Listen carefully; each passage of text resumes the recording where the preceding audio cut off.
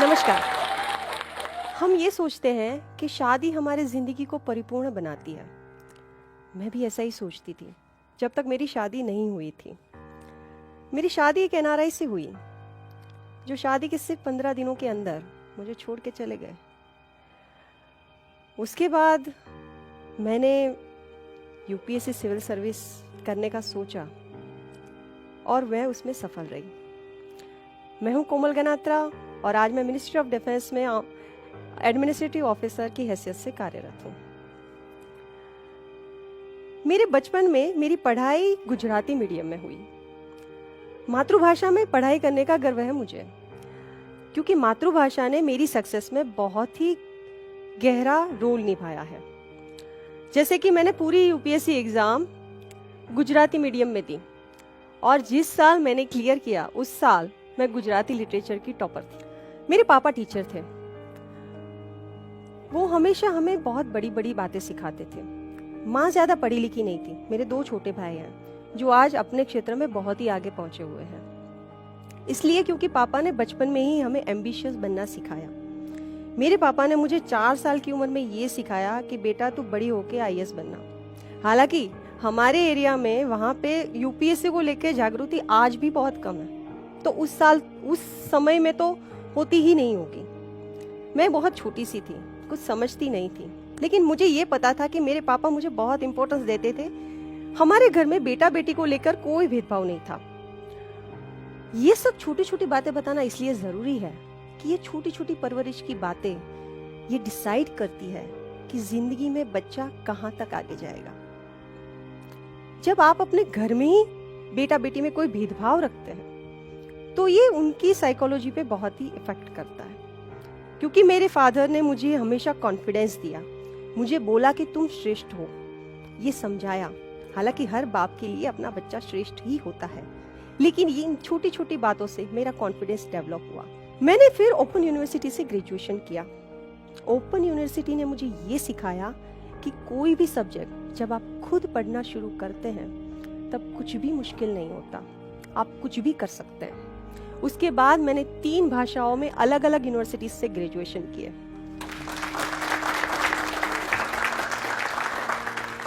मैंने इंजीनियरिंग भी अपना डिस्टेंस लर्निंग से कंप्लीट किया। क्योंकि मुझे कॉलेज जाने का मौका नहीं मिला था, इसलिए मैं कुछ भी सीखने को तत्पर रहती थी। मैं कहीं से भी कुछ भी मुझे मिल जाए, मैं सीखने को तत्पर रहती थी। महज 1000 रुपए की तनख्वाह से शुरुआत की थी छोटी सी स्कूल में पढ़ाने का। उस वक्त मैं कॉम्पिटिटिव एग्जाम्स की तैयारी कर रही थी। मैंने गुजरात पब्लिक सर्विस कमीशन का मेंस क्लियर कर लिया था। उस वक्त मेरी शादी एक एनआरआई से हो गई, लेकिन मेरे हस्बैंड नहीं चाहते थे कि मैं जीपीएससी का इंटरव्यू दूं। मैंने हालात के साथ सारे समझौते किए। मैंने सोचा ठीक है, क्योंकि उनको न्यूजीलैंड रहना था। उन्होंने बोला नहीं ये इंटरव्यू नहीं देना है। मैंने सोचा ठीक है, हालात के साथ सारे समझौते किए, कहीं कहीं से, क्योंकि मैं उनको प्यार भी करती थी। लेकिन क्या होता है जब आपको प्यार करने वाला इंसान आपको छोड़ के चला जाता है, वो स्पेशली जब आपका पति है। न्यूजीलैंड जाने के बाद uन्होंने मुझे बिल्कुल फोन नहीं किया। शादी के महज 15 दिनों बाद न्यूजीलैंड चले गए थे। उसके बाद मेरी उनसे कभी बात नहीं हुई। शुरुआत में हालातों से समझौता करने की बजाय मैंने ये सोचा कि नहीं, मैं उनके पीछे जाऊंगी, मैं उनको यहाँ लेकर आऊंगी। क्योंकि उस वक्त एकदम से मेरी दुनिया डामाडोल हो चुकी थी। मैं ये बता नहीं सकती अभी कि मैं उस वक्त क्या फील कर रही होंगी। वो इतना बड़ा झटका था जिसको समझाया नहीं जा सकता। उसको समझाने के लिए शब्द नहीं है मेरे पास। इस प्रयास में मैंने न्यूजीलैंड की पूरी संसद को लिखा कि ऐसा क्यों है कि मुझे इस कानून से भी बड़ा ही अचरज होता था कि ऐसा कैसे है कि आपका पति किसी और देश में है और आप उस देश में जा नहीं सकते। मुझे ये बेसिक ह्यूमन राइट्स के विरुद्ध लगा। मैंने पूरी न्यूजीलैंड की संसद को लिखा। न्यूजीलैंड के प्राइम मिनिस्टर ने मुझे जवाब दिया, सब लोगों ने मुझे जवाब दिया। लेकिन क्या किसी इंसान को फोर्सफुली वापस लाया जा सकता है? और क्या किसी इंसान के पीछे भागना आपकी जिंदगी का मकसद हो सकता है? नहीं, कभी नहीं। मुझे समझ में आया कि आप हमेशा एक स्पेसिफिक गोल के लिए बने हुए हैं और उस गोल को, उस क्षमता को आपको पहचानना होता है। किसी इंसान के पीछे भागना आपकी जिंदगी का लक्ष्य नहीं होता है। उस वक्त मुझे समझ में आया कि शादी आपको परिपूर्ण नहीं बनाती है और एक स्त्री की आइडेंटिटी सिर्फ उसका पति नहीं होता है, वो खुद अपनी आइडेंटिटी बनाएगी। बहुत सी सामाजिक मान्यताएं होती है, हम समाज में रहते हैं, समाज हमसे बना हुआ है, हम समाज का हिस्सा है, हमें सारी सामाजिक मान्यताओं को फॉलो करना चाहिए। मैं मानती हूँ, बहुत ही ज़्यादा सोशल सिस्टम में मैं मानती हूँ, लेकिन कोई भी सामाजिक मान्यता आपके अस्तित्व के भोग पे नहीं होनी चाहिए। सबसे पहले आपका अपना अस्तित्व, उसके बाद और कुछ। और मैं हमेशा से ये मानती आई थी कि जो होता है वो अच्छे के लिए होता है, लेकिन उस वक्त तो समझ में नहीं आ रहा था कि इसमें अच्छा क्या हो रहा है। बहुत बड़ा झटका लगा था, टेंशन भी था, सिर्फ अपना ही नहीं, मम्मी पापा का भी, क्योंकि उनकी बेटी की दुनिया भी डामाडोल हो चुकी थी। उनको भी झटका लगा था कि एकदम से क्या हो गया हमारी बेटी के साथ। सारे परिवार वालों को, सारे समाज को आप क्या जवाब दोगे, क्या बोलोगे, कहाँ है आपका पति? उस वक्त मुझे लगा कि बचपन में पापा ने जो मुझे सिखाया है वो सपना पूरा करने का समय आ चुका है और हालात भी थे। लेकिन वो डिसीजन इतना आसान नहीं था। डिसीजन के सामने, क्योंकि मैं सामाजिक नियमों से बड़ी दूर थी, मेरी जगह कोई और होता तो क्या करता और करना क्या चाहिए था। सबसे पहले डिवोर्स ले लो। आप बहुत बुरी जगह फंस चुके हो, पहले डिवोर्स ले लो, उसके बाद शादी के लिए सोच लो, उसके बाद आप समाज में सेटल हो जाओ। ऐसी सलाह लोगों ने मुझे दी थी, लेकिन मैंने कभी नहीं सोचा कि अब शादी वाले मामले में मुझे क्या करना है। मैंने हमेशा ये सोचा कि अब सबसे पहले मैं अपना कैरियर बनाऊंगी, सबसे पहले कैरियर, उसके बाद ही मेरी जिंदगी में कुछ भी होगा। मैंने यूपीएससी की प्रिपरेशन करने का फैसला किया। जब फैसला किया, शुरुआत में मेरे पास नौकरी नहीं थी, कोई फाइनेंशियल सपोर्ट नहीं था, तैयारी ऐसे नहीं होती है। लेकिन 2 साल बाद मुझे एक गवर्नमेंट टीचर की नौकरी मिल गई, जिसकी महज तनख्वाह 5,000 रुपए थी। मैं मेरे मम्मी पापा के गांव से 40 किलोमीटर दूर एक छोटे से गांव में रहने चली गई, जहां की बस्ती से 15,000 थी, उससे भी कम। वहां पे ना तो मेरे पास इंटरनेट था, ना ही न्यूज़पेपर इंग्लिश आता था वहां पे, ना ही मेरे पास स्मार्टफोन था, ना ही मेरे पास लैपटॉप था, मैगजीन भी नहीं आते थे। मैं दुनिया के कंपटीशन से बहुत दूर अपनी तैयारियों में व्यस्त थी। मुझे नहीं पता था दुनिया में यूपीएससी को लेकर क्या कंपटीशन चल रही है। मैं वो कंपटीशन देखने के लिए वहां मौजूद नहीं थी, लेकिन इसके बावजूद मैंने मेहनत करने में कभी पीछे नहीं रखी। सैटरडे संडे मेरी छुट्टी होती थी, तो उस दौरान मैं 300 किलोमीटर अप डाउन करके अहमदाबाद अपना सब्जेक्ट सीखने जाती थी, हर सैटरडे संडे। मैंने इस एग्जाम के दौरान कोई भी छुट्टी नहीं ली, कभी नहीं। इवन यूपीएससी का मेंस, सिविल सर्विस मेंस, जो एक बहुत ही टफ एग्जाम माना जाता है, 9 पेपर होते हैं जो आपको 4-5 दिन में कंप्लीट करने होते हैं। उस वक्त मेरा सेंटर बॉम्बे था। मैं अपने गांव से, जहाँ पे रेलवे स्टेशन भी नहीं था, वहाँ से कहीं कनेक्ट करके मैं अपनी एग्ज़ाम देने वुमेन कोच में बैठ के एग्ज़ाम देने बॉम्बे जाती थी। पूरी रात आपको बैठ के सफ़र करना है ट्रेन में और सुबह एग्ज़ाम देनी है। फिर सैटरडे संडे एग्ज़ाम देके फिर मंडे को स्कूल में वापस स्कूल में काम करना है। मंडे टू फ्राइडे फिर से काम करना है, फिर से सैटरडे संडे आप एग्ज़ाम देने जाओगे। इस तरह से हार्ड वर्क करके मैं अपनी एग्जाम तक पहुंची। जब दिल्ली में इंटरव्यू के लिए आई तो मैं पहली बार दिल्ली आई थी यूपीएससी का इंटरव्यू देने।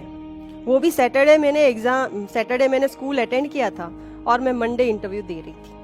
मैंने कभी कोई छुट्टी नहीं ली, कभी भी कोई भी छुट्टी लेना जरूरी नहीं मानती मैं एग्जाम्स में, क्योंकि यूपीएससी आपको थियोरेटिकल नॉलेज नहीं पूछता है, वो आपको प्रैक्टिकल एग्जाम्पल्स पूछता है। प्रैक्टिकल आपको लाइफ में अवेयरनेस होनी चाहिए, आपकी जर्नल अवेयरनेस अच्छी होनी चाहिए। वो तभी होता है जब आप वर्किंग हो। लेकिन यूपीएससी की वो तैयारियों के दौरान अपनी पेशेंस को बनाए रखना, एंजाइटी से दूर रहना उन 5 सालों के दौरान इतना झटका लगने के बावजूद तैयारी में एकजुट रहना, अपने ध्यान को बनाए रखना, ये सब इतना आसान नहीं था उस वक्त जितना आज मैं बोल रही हूँ। वो बहुत मुश्किल दौर था, बहुत।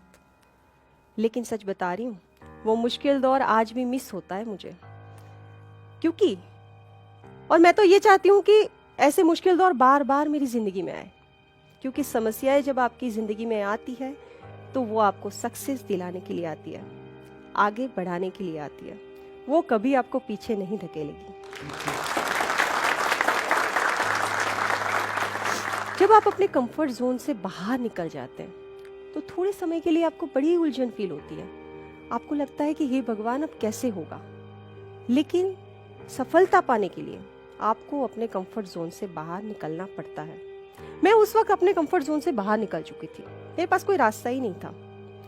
लेकिन जब आपके पास एक गोल स्पेसिफिक हो जाता है, उस वक्त आपको अकेलापन नहीं लगता। मैं उस वक्त बहुत अकेली पड़ गई थी। धीरे धीरे माँ बाप का साथ भी छूट जाता है।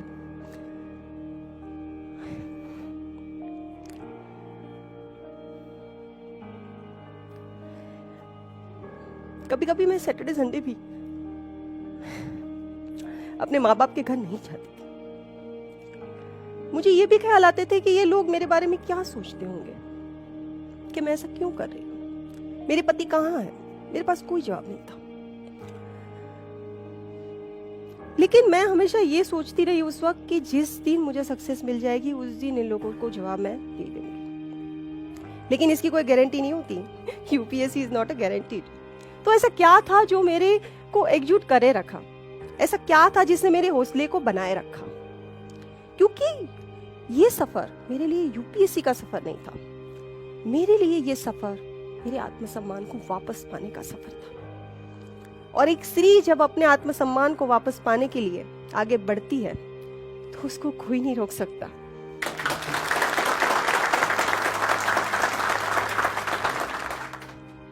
लेकिन एक और भी चीज है, उस वक्त मेरा अपने आप पे भी बहुत भरोसा था। एक और चीज पे भरोसा था मेरा, वो है मेरी पॉजिटिव थिंकिंग। मैं दुनिया में किसी भी चीज को, जिंदगी में किसी भी चीज को इम्पॉसिबल नहीं मानती, कभी नहीं मानती। मैं ये मानती हूं कि जो आप सोचते हो आप बनते हो। Thoughts become things.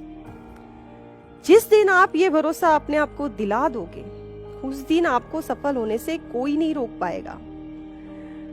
और मैंने अपनी जिंदगी में जो सोचा, जैसा सोचा, उसको पॉजिटिव तरीके से सोचा, तो वो सच में पॉसिबल हुआ। और समाज जब आप कुछ नया कर रहे हो तब आप पे हंसता है। वो आप पे बिलीव नहीं करेगा जल्दी से, आपका मजाक भी उड़ा सकता है। लेकिन जो नए रास्ते पे चलता है वही सफल बनता है। एक स्त्री को हमेशा एक ग्लासवेयर की तरह देखा जाता है। अगर वो घर के किसी कोने में सज गई और उसमें फूल लगा दिए गए तब तो उसकी हमेशा कीमत होती है। लेकिन अगर किसी भी हादसे से अगर वो टूट गई तब उसकी कीमत कुछ भी नहीं रहती। लेकिन अपने आप को किसी ग्लासवेयर की तरह मत बनाइए। उस आकार में से बाहर निकल जाइए। आपका एक अपना वजूद है, आपका एक अपना आकार है। और सफलता पाने के लिए मैं 3 चीजों को बहुत ही अहमियत देना पसंद करती हूँ। सबसे पहला, डिटर्मिनेशन। आपको डिटरमाइन होना पड़ेगा, कभी गिव अप नहीं करना है। जिंदगी में जो कभी गिव अप नहीं करता वही सफल होता है। दूसरी चीज, हार्डवर्क। आपको बहुत हार्डवर्क करना है। हार्डवर्क का कोई भी रिप्लेसमेंट नहीं होता है जिंदगी में। और तीसरा, पेशेंस। उस हार्डवर्क के समय में भी आपको अपनी पेशेंस बनाए रखनी है। वो पेशेंस ही आपको आगे ले जाएगी। लेकिन डोंट फॉलो एनीबॉडी। अपना खुद का रास्ता बनाइए। किसी को फॉलो करने से वो रास्ता आपको नहीं मिलेगा। आपका रास्ता आपके अंदर है। आपका खुद का अपना रास्ता बनाइए और उस पे आगे चलिए।